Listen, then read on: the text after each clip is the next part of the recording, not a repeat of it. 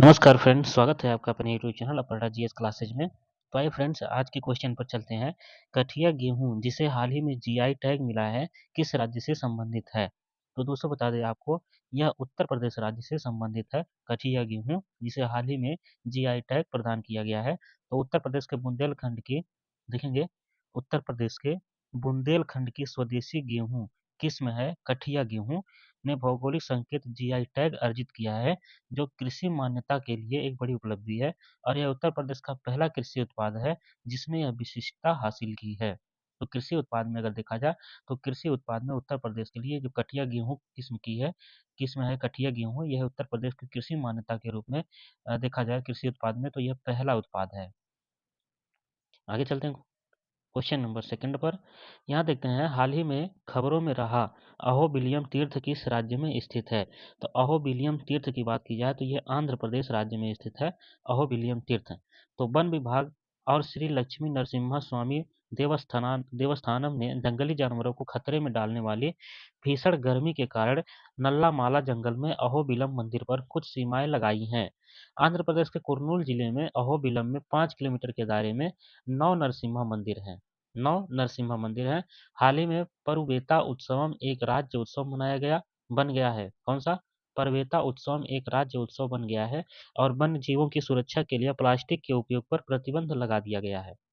आगे देखते हैं, पेरुंग मल्लूर देखेंगे, पेरुंग मल्लूर नरसंहार जो हाल ही में खबरों में देखा गया, यह किस राज्य से संबंधित है? तो यह तमिलनाडु राज्य से संबंधित है। पेरुंग मन नल्लूर नरसंहार जो है, यह तमिलनाडु से संबंधित है।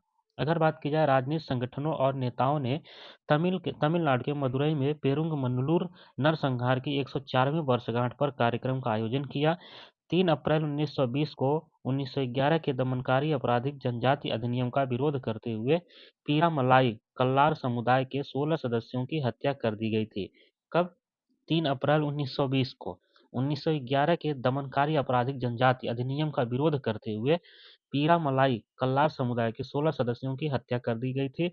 और यह नरसंहार उपनिवेशवाद के खिलाफ प्रतिरोध का प्रतीक है। हाल ही में विश्व बैंक आर्थिक सलाहकार पैनल में किसे नियुक्त किया गया? तो विश्व बैंक समूह ने भारतीय रिजर्व बैंक के पूर्व डिप्टी गवर्नर राकेश मोहन को अपने आर्थिक सलाहकार पैनल के सदस्य के रूप में नियुक्त किया है। इस पैनल की अध्यक्षता लंदन ऑफ स्कूल इकोनॉमिक्स में अर्थशास्त्र और सरकार के IG Patel professor lord Nicholas Stuart करेंगे। मोस्ट इंपॉर्टेंट है, इसकी अध्यक्षता कौन करेंगे? तो इस पैनल की अध्यक्षता लंदन स्कूल ऑफ इकोनॉमिक्स में अर्थशास्त्र और सरकार के IG Patel professor lord Nicholas Stuart करेंगे।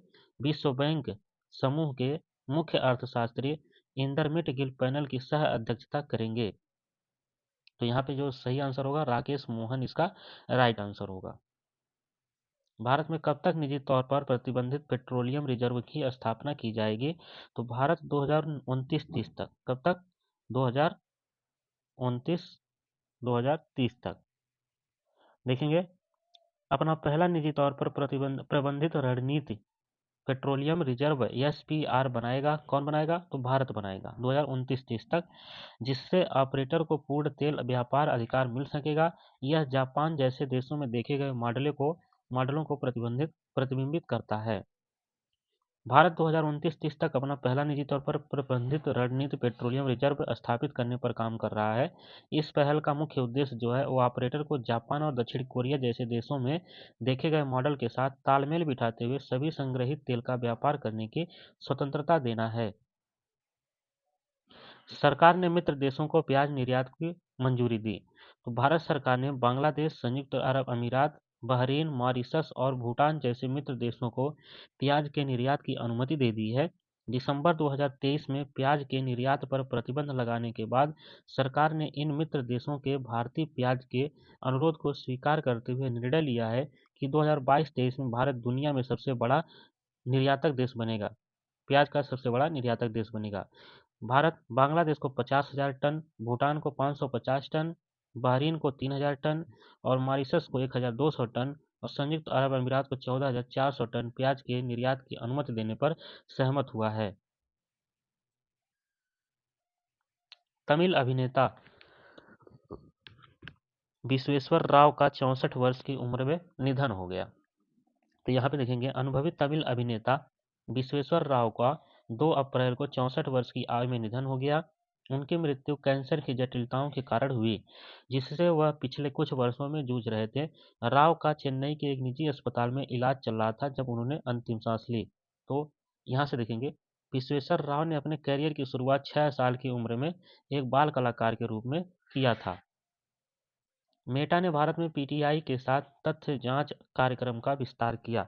फेसबुक, व्हाट्सएप और इंस्टाग्राम की मूल कंपनी मेटा ने press trust of India PTI के साथ साझेदारी की। किसके साथ? पीटीआई के साथ मेटा ने साझेदारी की और साझेदारी करके भारत में अपनी तृतीय पक्ष तथा तथ्य जांच पहल का विस्तार किया है। यह सहयोग पीटीआई को उसके संपादकीय विभाग के भीतर एक समर्पित तथ्य जांच इकाई के रूप में स्थापित करता है, जो मेटा प्लेटफॉर्मों पर गलत सूचना की पहचान, समीक्षा और रेटिंग को सक्षम बनाता है। वैश्विक जीवन प्रत्याशा रुझान लैसेंट अध्ययन के अनुसार वैश्विक जीवन प्रत्याशा रुझान देखें तो लैसेंट अध्ययन के अनुसार दुनिया भर में लोग 1990 की तुलना में 2021 में औसतन 6 साल से अधिक समय तक जीवित रह रहे हैं। अध्ययन से यह भी पता चला है कि पिछले 3 दशकों में भारत में जीवन प्रत्याशा लगभग 8 साल बढ़ी है। 8 साल बढ़ी है जीवन प्रत्याशा। राज्यसभा से रिटायर हुए पूर्व प्रधानमंत्री मनमोहन सिंह। तो पूर्व प्रधानमंत्री मनमोहन सिंह 3 अप्रैल 2024 को राज्यसभा से रिटायर हो गए हैं। 2 बार देश के प्रधानमंत्री रहे 91 वर्षीय मनमोहन सिंह के लिए बतौर सांसद यह आखिरी पारी थी। मनमोहन सिंह के अलावा वर्तमान सरकार के 2 वरिष्ठ कैबिनेट मंत्रियों का कार्यकाल भी 3 अप्रैल को राज्यसभा में समाप्त हो गया। राज्यसभा सांसद व केंद्रीय पर्यावरण मंत्री भूपेंद्र यादव व रेल मंत्री अश्विनी वैष्णव का राज्यसभा में कार्यकाल समाप्त हो गया। तो यहाँ पे देख सकते हैं दोस्तों, अजीत डोभाल ने एससीओ सुरक्षा परिषद की बैठक में भारतीय प्रतिनिधि मंडल का नेतृत्व किया। संघाई सहयोग संगठन एससीओ संघाई सहयोग संगठन के सदस्य देशों की सुरक्षा परिषदों के सचिवों की 19वीं वार्षिक बैठक, कौन सी बैठक? 19वीं वार्षिक बैठक 2 से 3 अप्रैल 2024 तक कजाकिस्तान के अस्ताना में आयोजित की गई थी। भारतीय प्रतिनिधि मंडल का नेतृत्व राष्ट्रीय सुरक्षा सलाहकार यानी एसए अजित डोभाल ने किया। मोस्ट इंपॉर्टेंट है, उन्होंने एससीओ के वर्तमान अध्यक्ष कजाकिस्तान के राष्ट्रपति कासिम जोमार्ट टोकायेव से भी मुलाकात की। उन्होंने एससीओ के जो वर्तमान अध्यक्ष कौन है? एससीओ के वर्तमान अध्यक्ष पूछा जाए तो कजाकिस्तान के राष्ट्रपति कौन है? कासिम जोमार्ट कजाकिस्तान के राष्ट्रपति हैं, जो वर्तमान में एससीओ के अध्यक्ष हैं। और इसका आयोजन कहाँ पे होगा? तो इसका आयोजन देख सकते हैं यहाँ पे, जो सदस्य देशों की सुरक्षा परिषदों के सचिवों की 19वीं वार्षिक बैठक है, वो 2 से 3 अप्रैल 2024 को कजाकिस्तान के अस्ताना में इसका आयोजन किया जाएगा।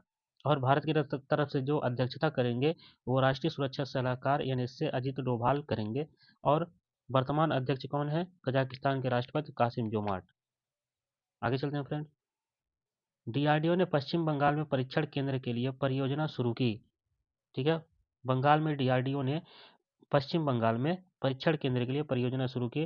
तो रक्षा अनुसंधान एवं विकास संगठन डीआरडीओ ने देश की हथियार प्रणालियों के लिए एक परीक्षण केंद्र स्थापित करने के लिए पश्चिम बंगाल के जुनपुट गांव में एक परियोजना शुरू की। इस पहल का उद्देश्य एक अतिरिक्त परिचालन क्षेत्र प्रदान करके उड़ीसा के चांदीपुर एकीकृत परीक्षण रेंज आईटीआर में परीक्षण गतिविधियों की संतृप्ति को संबोधित करना है। तो दोस्तों आज के लिए बस इतना ही। उम्मीद करते हैं कि आज की करंट आपको अच्छी लगी होगी। वीडियो को लाइक शेयर कमेंट जरूर करें और सब्सक्राइब जरूर करें। तो मिलते हैं कल नेक्स्ट वीडियो में, तब तक के लिए धन्यवाद।